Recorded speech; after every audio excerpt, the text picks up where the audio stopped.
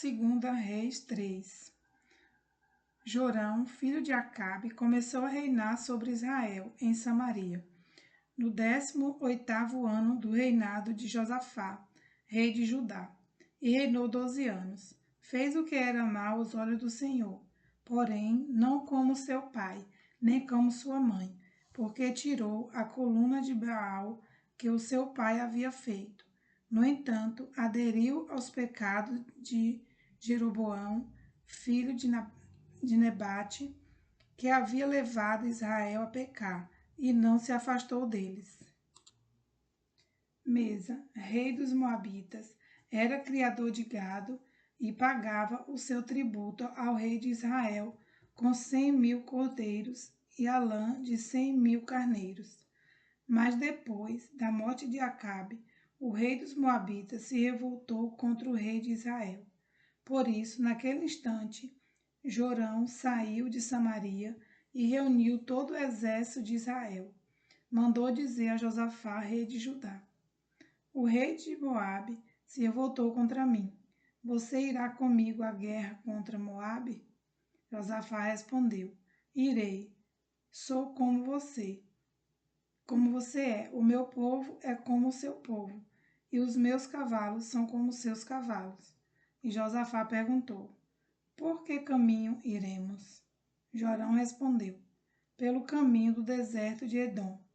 Partiram o rei de Israel e o rei de Judá e o rei de Edom. Após 7 dias de marcha, não havia água para o exército e para os animais que os seguiam.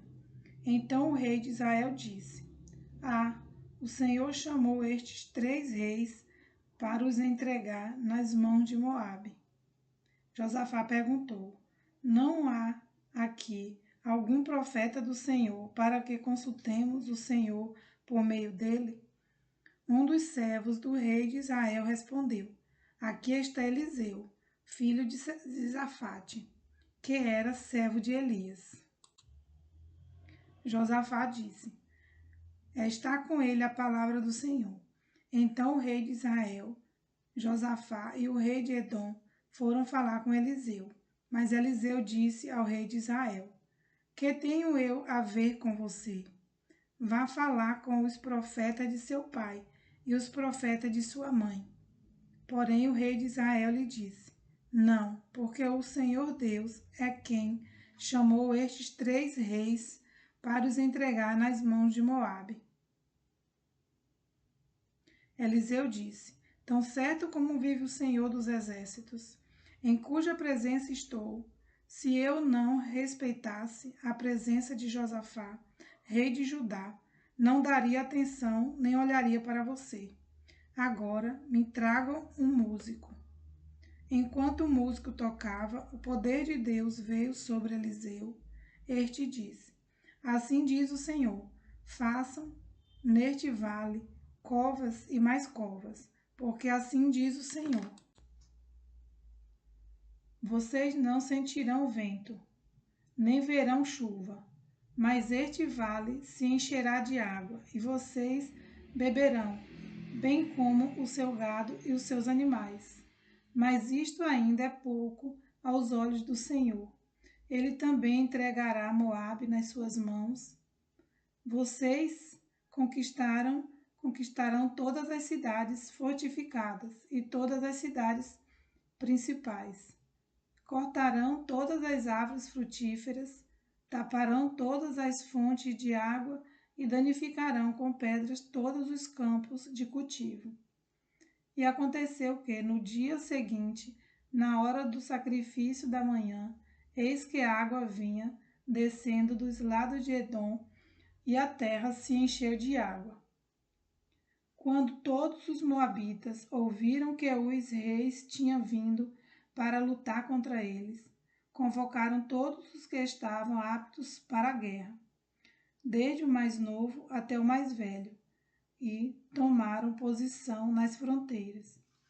Os moabitas se levantaram de madrugada e, quando o sol raiou sobre as águas, viram que as águas diante deles estavam vermelhas como sangue, e disseram: isto é sangue. Certamente os reis se destruíram e se mataram um ao outro. Agora, moabitas, é hora de pegar os despojos. Mas quando eles chegaram ao arraial de Israel, os israelitas se levantaram e atacaram os moabitas, os quais fugiram deles. Os israelitas entraram na terra e também ali mataram os moabitas. Arrasaram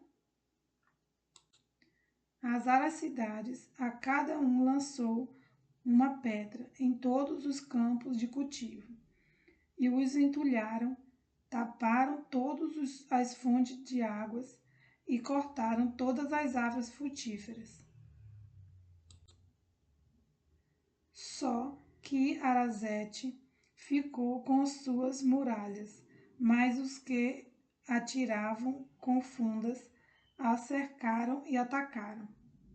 Quando o rei de Moabe percebeu que estava perdendo a batalha, tomou consigo 700 homens armados com espada para abrir caminho e chegar até o rei de Edom. Porém não puderam. Então pegou seu filho primogênito, que havia de reinar em seu lugar, e o ofereceu em holocausto sobre a muralha. Houve grande ira contra Israel, e por isso eles se retiraram dali e voltaram para a sua própria terra.